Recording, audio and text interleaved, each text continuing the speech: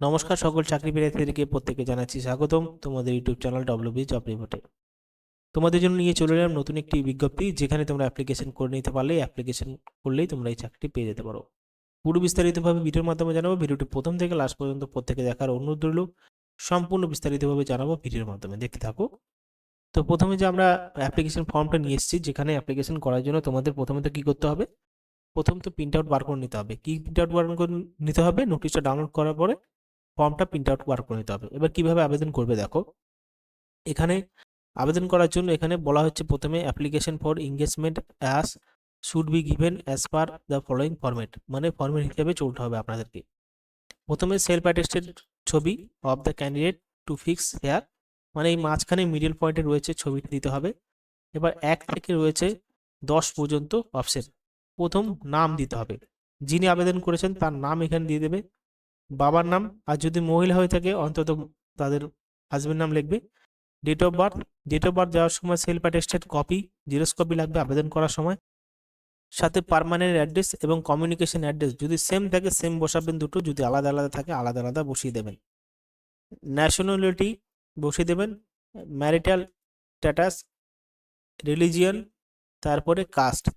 Caste আপনাদের SC ST OBC unreserved যে কোনো কাস্ট হলে আপনি সেরকমভাবে বসিয়ে দেবেন। তারপরে 10 নম্বর education qualification with percentage of mark of 10 class division.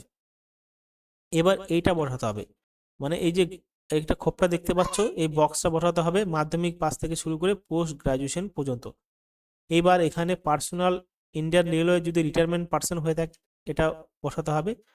এবং এখানে আরও রয়েছে, আবার অ্যাটাচ করে দিতে হবে ডকুমেন্ট, অভিজ্ঞতার experience, phone number, email ID, Aadhaar relevant information.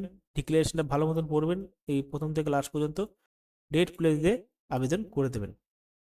এবার যে পোস্টে নিয়োগ করছে সেই পোস্ট নিয়ে আলোচনা করবো। এবার এরা শ্যামা প্রসাদ মুখার্জি পোর্ট কলকাতা ডক সিস্টেমে রিক্রুটমেন্ট করতে চলেছে 5টি ক্যাবিন অ্যাসিস্ট্যান্ট পোস্টে, ঠিক আছে, আর 3টে রয়েছে পয়েন্টসম্যান। সব কিন্তু কন্ট্রাকচুয়াল বেসিক রিক্রুটমেন্ট করা হবে 1 বছরের জন্য।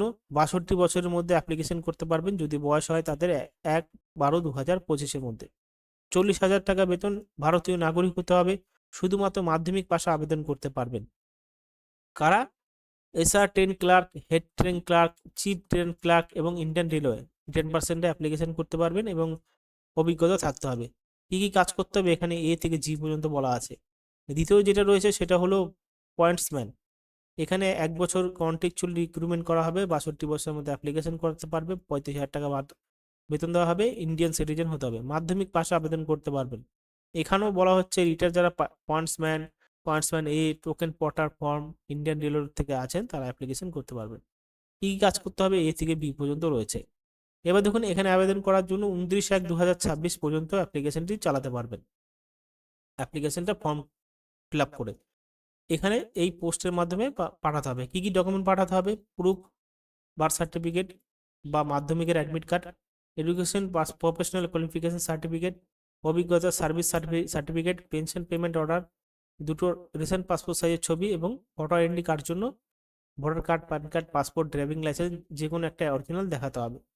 তো যারা চাকরি করতে চাও তারা কিন্তু এই বিষয়টা দেখে আবেদন করতে পারো। ধন্যবাদ।